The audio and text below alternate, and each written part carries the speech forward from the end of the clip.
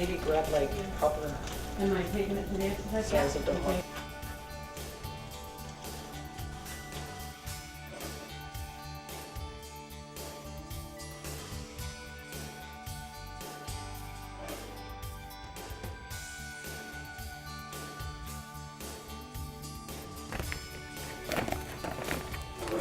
Right now I'm packing root kits. These are the kits the volunteer will take with them when they deliver the meals. What I'm doing right now is packing frozen meals to take out to the client. The frozen meals they use for days that they don't get their deliveries or for weekends.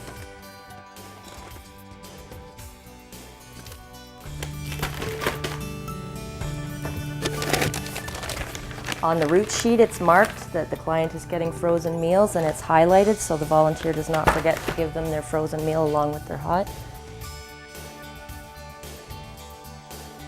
The Kitchener bags, they're split up into 2 bags and we put the tags. So number 2 will be the last one going out.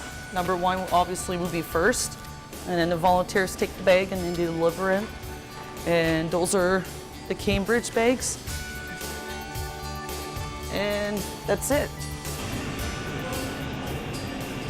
Sorry, here I am.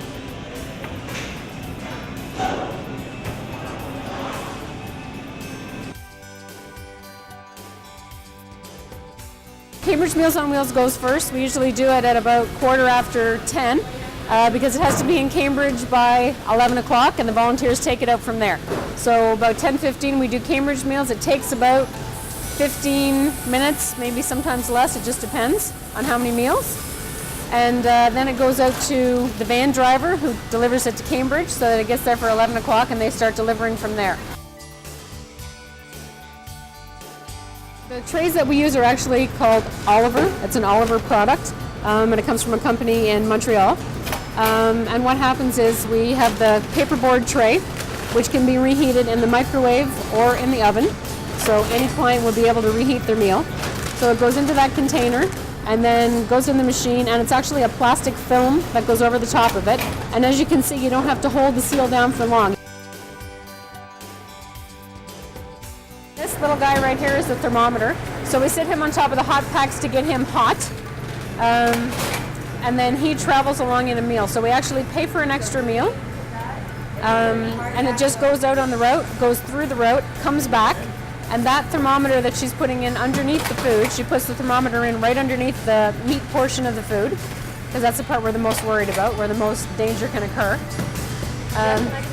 And he goes out on delivery with any particular route. The routes are randomly chosen. And he gets sent out 3 times a month. So the temperature test goes out in the bag, sealed with hot packs in it. And this sheet goes on top of it telling the volunteer what the temperature test is all about so that they know there's an extra meal that they should bring back to the office. We write down the time it was packaged so we know exactly what time we put Oliver in there.